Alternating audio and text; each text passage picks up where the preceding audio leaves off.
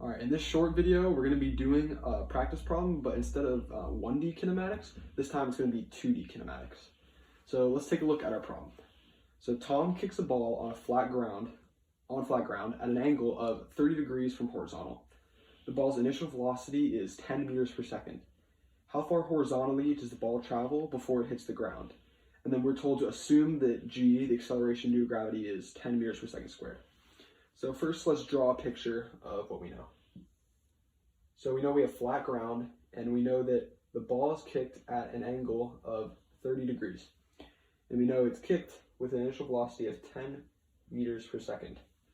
And we're asked to find the total horizontal distance that the ball travels.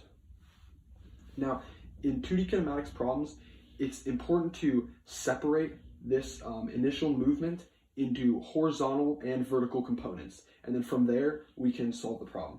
So if we treat this as a triangle, this side is 10 meters per second, and we know this angle is 30 degrees. Now, using basic trigonometry, we can deduce that the initial vertical velocity component is 5 meters per second, and the initial horizontal velocity component is 8.66 meters per second. Now, to find the horizontal distance that the ball travels, we would need to figure out how long it's in the air and then multiply it by this horizontal velocity component, because we know that velocity is displacement over time.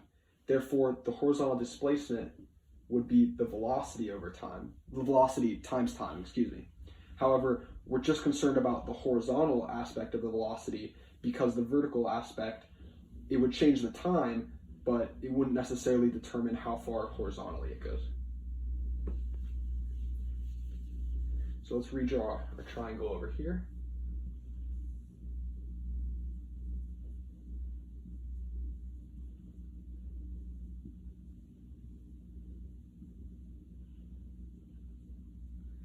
So now we're going to use the kinematics equations to solve for the time that the ball is in the air. So let's write out all the variables that we know. So we know the initial vertical velocity, the vertical component of the velocity, is 5 meters per second. Now, we know that the final velocity, as the ball falls back down instantaneously, would be negative 5 meters per second. Now, it says to assume that g is 10 meters per second squared, and since we've already defined the initial vertical velocity as being positive 5, the acceleration due to gravity would be downwards, therefore the acceleration is going to be negative 10 meters per second squared. And we're looking for the time. So now let's take a look at our kinematics equations. And looking at them, it seems like this third equation is going to be what we need, because we know the initial velocity, we know the final, we know the acceleration, and we're left with just time to solve for. So let's write out our third kinematics equation.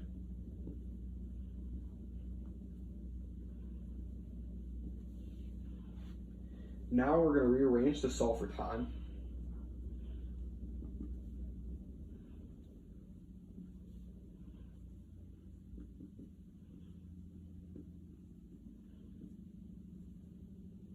And we get delta t equals Vf minus Vi over acceleration.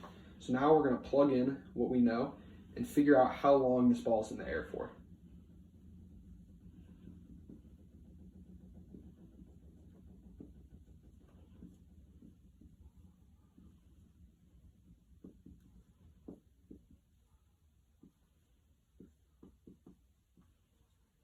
And we figure out that the ball is in the air for exactly 1 second. Now, as we said earlier, because we know velocity is displacement over time, and therefore that displacement is velocity times time, we now know the horizontal component of the velocity from the beginning when we did the trigonometry, and we now know the time that the ball is in the air for.